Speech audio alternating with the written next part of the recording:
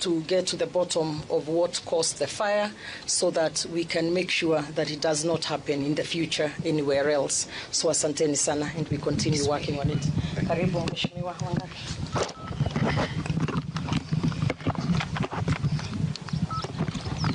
Asante sana. Nafikiri leo imekuwa siku ya huzuni sana. Tuliweza kuamkia mkasa wa moto takriban saa 7 ya usiku, na kama ilivyoelezewa na mawaziri na gavana, tumekuja hapa kwanza kusimama na familia, hasa zile ambazo zimeweza kuathirika. Na hii shule ni shule ya ngazi ya kimataifa na iliweza kuanzishwa mwaka wa 2020, ikaweza kukua na ilikuwa na watoto, sasa imefikisha watoto 815 na watano, lakini wale walikuwa kwa shule ni 808, na kwa lile bweni la kulala kulikuwa na watoto takriban 200. Na katika hafla hiyo ya moto, ingawa wazima moto walijaribu kufika, tunashukuru sana wale waliofika wa kwanza. Anti-stock theft walikuwa hapa, tulikuwa na NYS walikuwa hapa, tulikuwa na zimamoto ya county iliyotoka kule Naivasha ilifika hapa, na waliweza kujaribu kabisa kuzima moto, lakini kwa bahati mbaya na kwa huzuni sana tukaweza kupoteza watoto wetu, takriban watoto 16. Watoto 7 wako hospitalini, lakini wale wengi zaidi ya watoto 700 wanaweza kushikanishwa na wazazi wao waweze kuondoka, ndio tuweze kupatia hata nafasi wale teams ambao wanafanya uchunguzi, wale ambao wamekuja hapa kuchukua chembe sababu ya kufanya DNA, sababu unajua kwa mikasa ya moto inakuwa iko na shida ya kuweza kutambua hata ni nani ambaye ameweza kutuacha. Kwa hivyo tutakuwa tukifanya hivyo, na tukifanya hivyo tutaomba hata wale ambao ni wananchi wa Gilgil, tutakuwa tukipunguza wingi wa watu kwa shule, ndio tuhakikishe kwamba tumepunguza umati ambao uko hapa. Tupatie maafisa wetu wa DCI, wale wa Ministry of Health, wale wa Education waweze kufanya uchunguzi na waweze kupeana njia ama mwelekeo. Lakini la muhimu sana, ni huzuni sana sababu nafikiri hili si jambo ambalo limetokea mara ya kwanza. Tulikuwa Endarasha, juzi tumekuwa na mtoto Faiza hapa Gilgil Hills, tumepeleka mpaka kwenye bunge, na nafikiri sasa mahali tutatoka ni tukufanya uchunguzi. Ukishafanywa, sisi kama viongozi lazima tuwajibike kuhakikisha kwamba imetekelezwa kwa mashule yetu. Tusikue tunakuja wakati mkasa umeshatokea, tukue tunakuwa proactive. Ile inspection ya shule inafanyika ndio tunajua mambo gani, lakini kwa sasa hatutaki tuseme mengi, tunasema tu pole makiwa kwa jamii na familia za wale watoto wetu wameweza kutuacha, na sisi tuko hapa, Red Cross wako hapa na tunawashukuru, walikuwa wa kwanza kufika pia, na wako na nambari ya simu ambayo haina malipo 1199, unaweza ukapiga na ukaweza kupata usaidizi, sio tu wa kujua mtoto wako wako vipi, hata kupewa counseling ama kupewa mawaidha ya kuweza kukubali. Na nafikiri baada ya hapo tutakuwa tukiweza kupeana ushauri mwingine ama kuweza kuongelesha wanahabari later in the day, ndio tuwapatie vile tumefanya na zile hatua ambazo tumechukua. Asanteni sana. Thank you. Maybe Waziri, one question. Naitwa Robert Omaina kutoka Citizen. Ni ama kuweza kuongelesha wanahabari later in the day, ndio tuwapatie vile tumefanya na zile hatua ambazo tumechukua. Asanteni sana. Thank you. Maybe Waziri, wakati huu wa mkasa tukielewa kwamba lile bweni lilikuwa na wingi wa wanafunzi, nadhani haitakuwa vizuri kusema zaidi kuhusiana na wale ambao walifariki, kwa sababu uchunguzi unaendelea na ni vizuri pia tufuate. Kwanza wacha niseme kwamba kama viongozi hapa tulijadiliana sana kwa muda mrefu kama tutaweza kusema saa hizi kweli wangapi wamefariki ama hapana, lakini tulipoona habari ambayo mmepeperusha tayari kwa nchi nzima, tukaona tu ni kwamba ni afadhali tuseme wale ambao wamefariki. Otherwise generally kama kungekuwa ni environment or a society penye we would have kept these numbers for the time being, we would have wished that the numbers be kept until we deal with identification. But because in this era of social media presence and information control, it becomes very difficult, we realized that the message was all over the country, and we thought it was only fair to confirm that 16 persons have since passed on. But then this creates also another trouble for us, which is the anxiety among the parents, trying to know who of them has lost their loved one. So that is the speed with which we are moving now, faster, to try to reach as many parents as possible using deductive method, identifying those who are here, releasing them, and then those who are unaccounted for, we start speaking to those parents and start counseling and reaching out to them. So really, we have had to work backwards because of the nature of which information flies in this world, and so going further to say anything related to the same will be extremely irresponsible on our part. I want all of us to now keep it at that until we call you for another press release baadaye. So that is really what I can say about the stature of the bodies, the nature of the accident, the possible causes of it. Let's leave it to investigations first, and then we can come to that. Waziri, my name is Willie Dennis Njiru from TV47.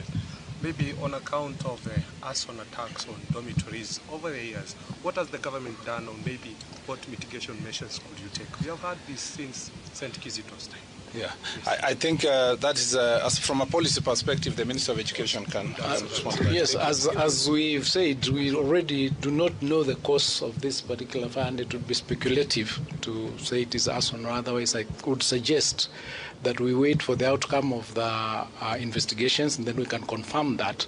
But from a policy perspective, we have a safety school manual that all the schools adhere to, and I would urge that we wait to see after the investigations whether that safety manual was adhered to in this particular school. So let's not be speculative at this stage, but we've done a lot in that space. Initially, when Ndarasha happened, we did close to 350 schools that were not meeting the specifications of that particular manual. So we'll continue doing audits and ensuring that our schools meet the safety manual for schools that is already in place and which we keep updating. But for today, I would urge that this being the very first briefing on this, let's keep it at that as we wait to find out what was the real cause of this particular fire. Thank you very much.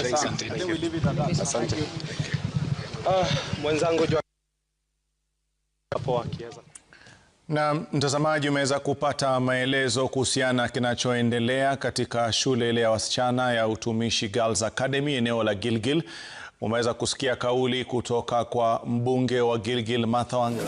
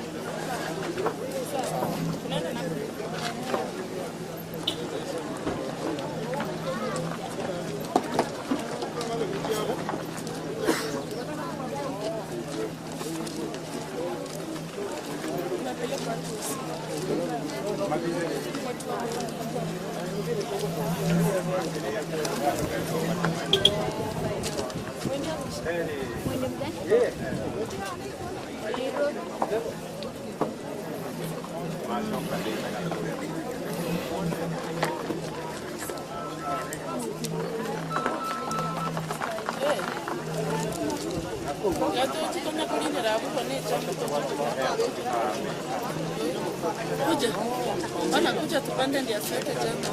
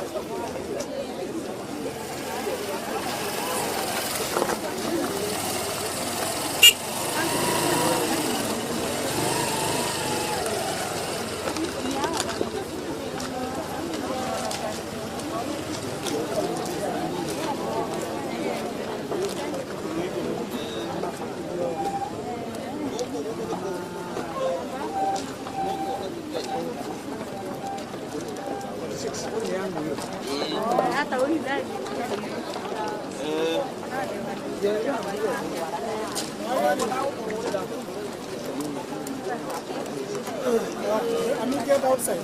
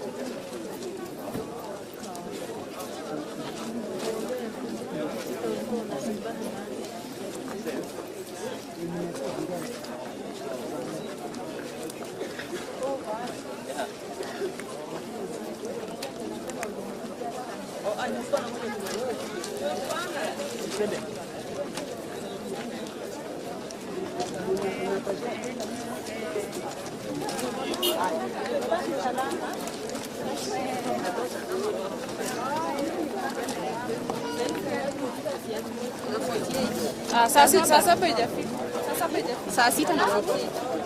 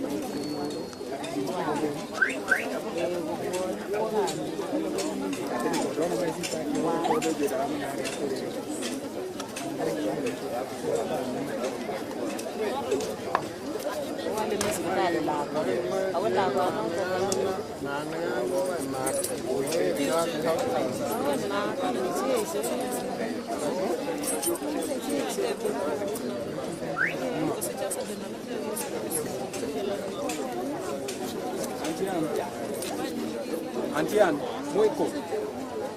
Kena kene kwa saina ukiwa yake. Ye teenager. Ye mueko niwe.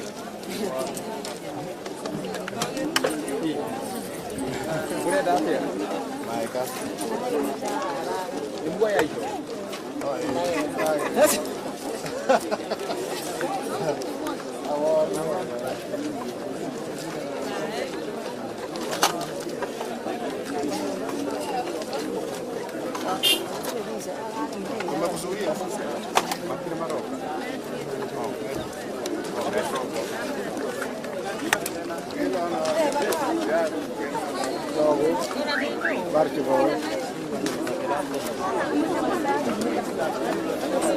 Sende mbele yangu.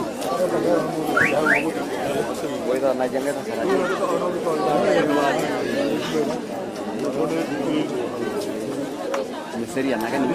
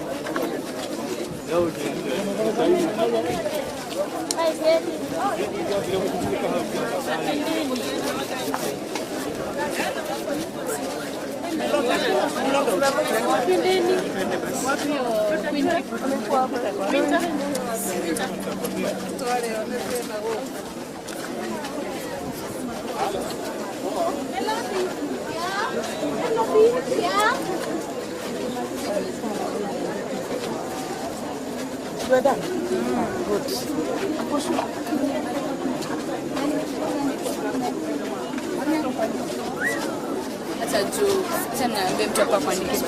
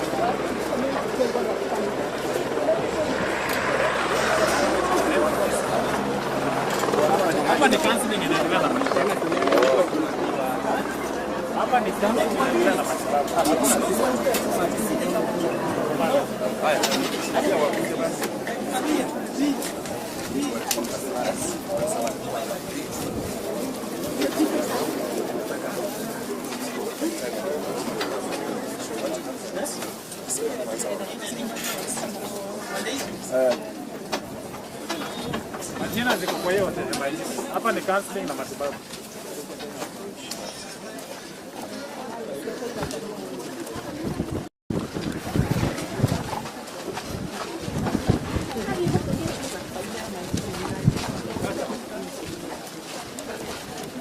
Leo alafu nje hosi ndio mbona hivi sasa. Mbona sasa.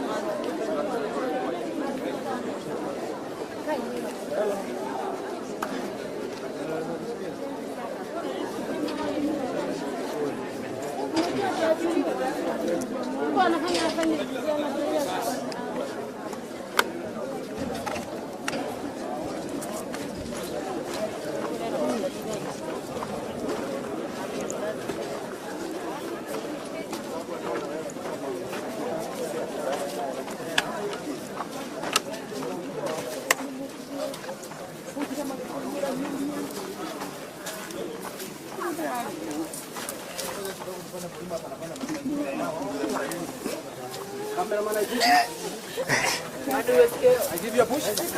Oh, you're good. Niko sawa, asante. Pale. Ona kama hapa ndio mzuri na wewe kwa sababu hiyo room mama hapa iko sleeping. Hapa iko sleeping.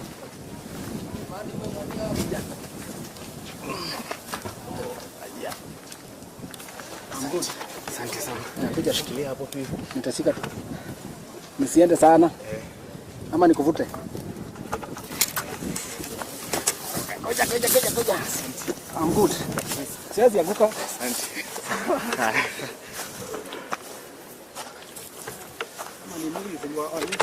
Kabisa. Ametesa huyo mzee sana. Ametesa huyo mzee sana.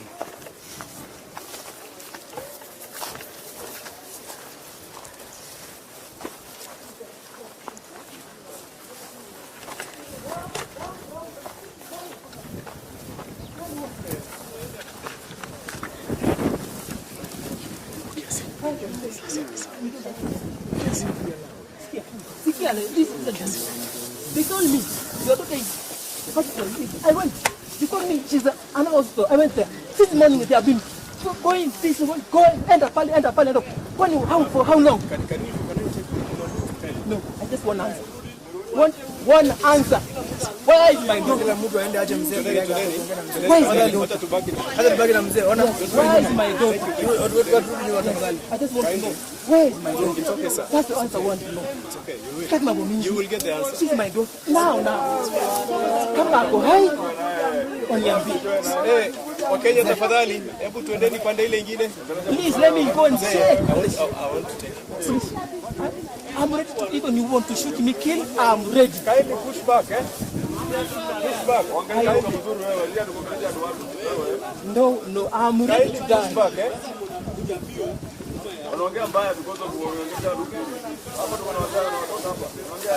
Excuse me, sir.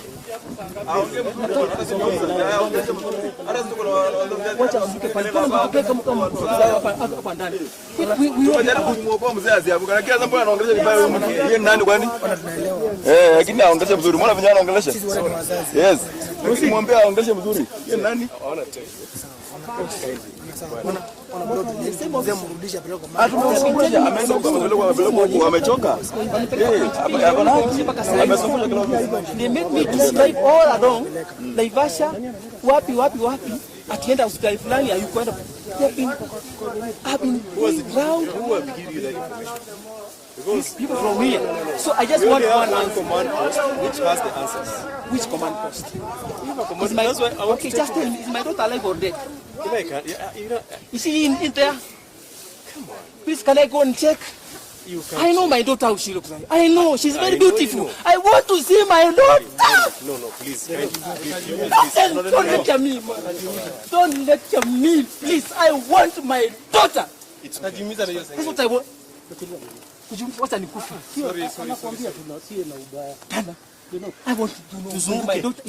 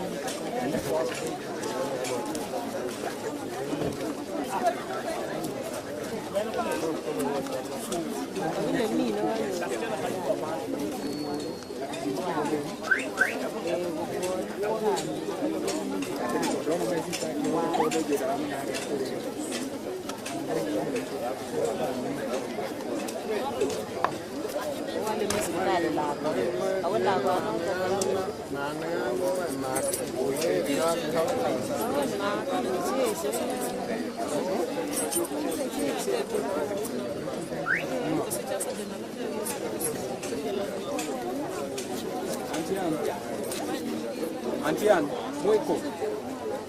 Kena kene kwa sai na uko yake. Ye teenager. Ye mueko niwe.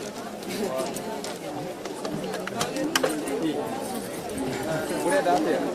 Maika. Mbwa ya hiyo.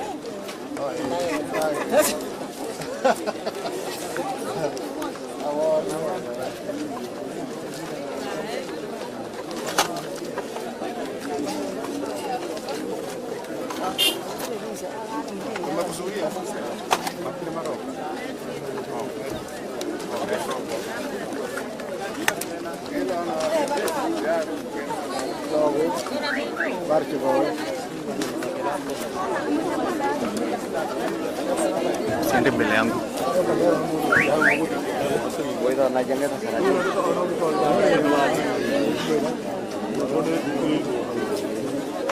Sería nada ni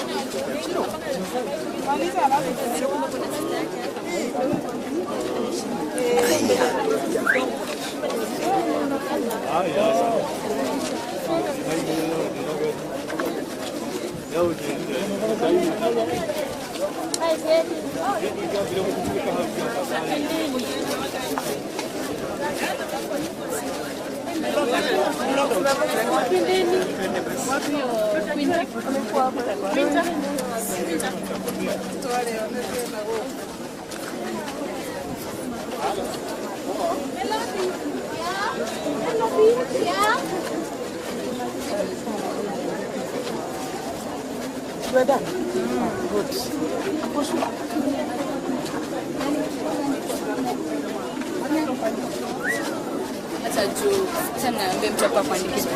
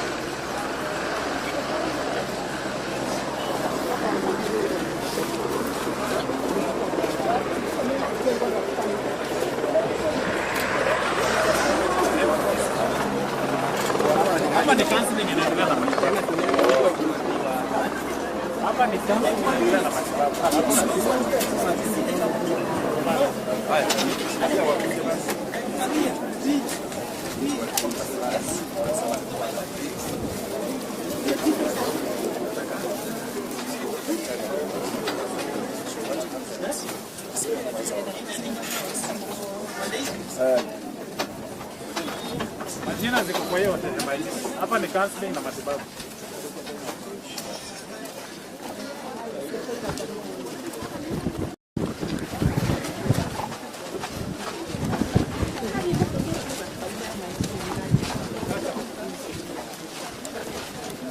Leo alafu nje hosi hivi mbona hivi sasa? Mbona sasa?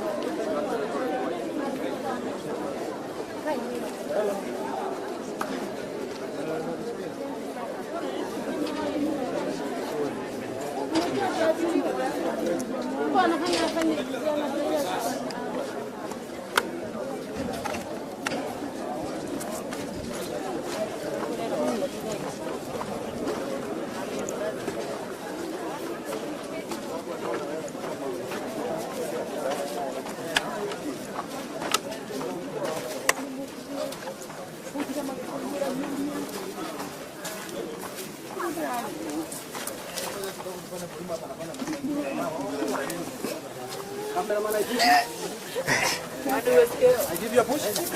Oh, you're good. Sasa asante. Pale. Kama hapa ndio mzuri na wewe kwa sababu hiyo room ama hapa iko safi. Hapa iko safi.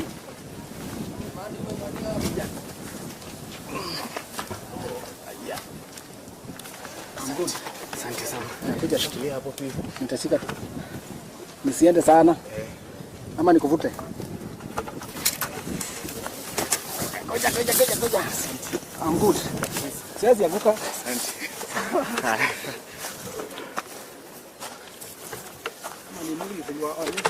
Kabisa. Ametesa huyo mzee sana. Ametesa huyo mzee sana.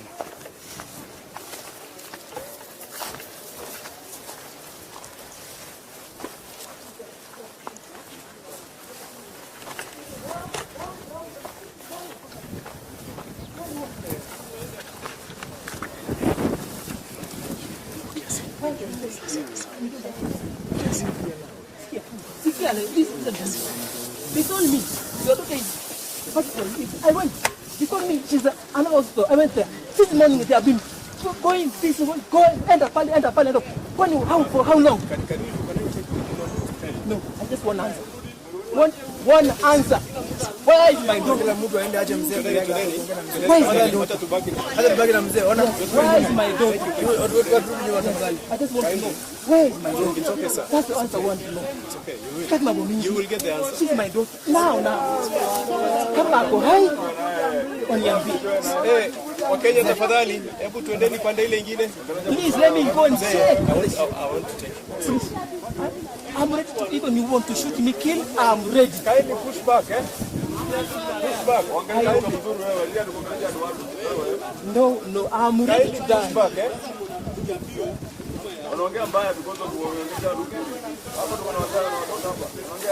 Excuse me, sir.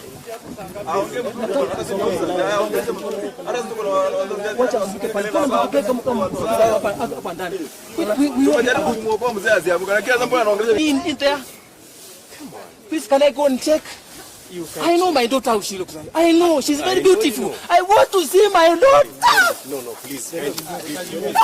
Don't lecture me, man. Don't lecture me, please. I want my daughter. That's what I want.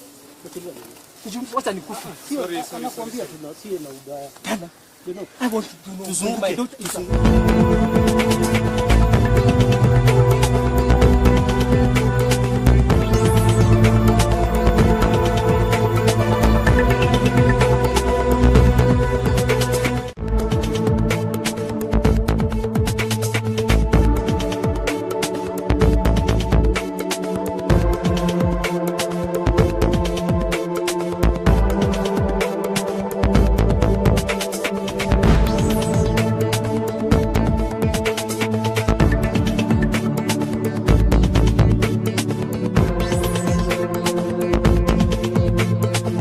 To the bottom of what caused the fire so that we can make sure that it does not happen in the future anywhere else. So asanteni sana, and we continue working on it.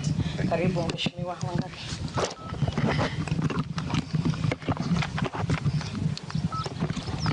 Asante sana. Nafikiri leo imekuwa siku ya huzuni sana. Tuliweza kuamkia mkasa wa moto takriban saa 7 ya usiku. Na kama ilivyoelezewa na mawaziri na gavana, tumekuja hapa kwanza kusimama na familia hasa zile ambazo zimeweza kuathirika. Na hii shule ni shule ya ngazi ya kimataifa na iliweza kuanzishwa mwaka wa 2020, ikaweza kukua na ilikuwa na watoto, sasa imefikisha watoto 815 na watano, lakini wale walikuwa kwa shule ni 808 na kwa lile bweni la kulala kulikuwa na watoto takriban 200 na katika hafla hiyo ya moto, ingawa wazima moto walijaribu kufika, tunashukuru sana wale waliofika wa kwanza. Anti-stock theft walikuwa hapa, tulikuwa na NYS walikuwa hapa, tulikuwa na zimamoto ya county iliyotoka kule Naivasha ilifika hapa, na waliweza kujaribu kabisa kuzima moto, lakini kwa bahati mbaya na kwa huzuni sana tukaweza kupoteza watoto wetu, takriban watoto 16. Watoto 7 wako hospitalini, lakini wale wengi zaidi ya watoto 700 wanaweza kushikanishwa na wazazi wao waweze kuondoka, ndio tuweze kupatia hata nafasi wale teams ambao wanafanya uchunguzi, wale ambao wamekuja hapa kuchukua chembe sababu ya kufanya DNA, sababu unajua kwa mikasa ya moto inakuwa iko na shida ya kuweza kutambua hata ni nani ambaye ameweza kutuacha. Kwa hivyo tutakuwa tukifanya hivyo, na tukifanya hivyo tutaomba hata wale ambao ni wananchi wa Gilgil, tutakuwa tukipunguza wingi wa watu kwa shule, ndio tuhakikishe kwamba tumepunguza umati ambao uko hapa. Tupatie maafisa wetu wa DCI, wale wa Ministry of Health, wale wa Education waweze kufanya uchunguzi na waweze kupeana njia ama mwelekeo.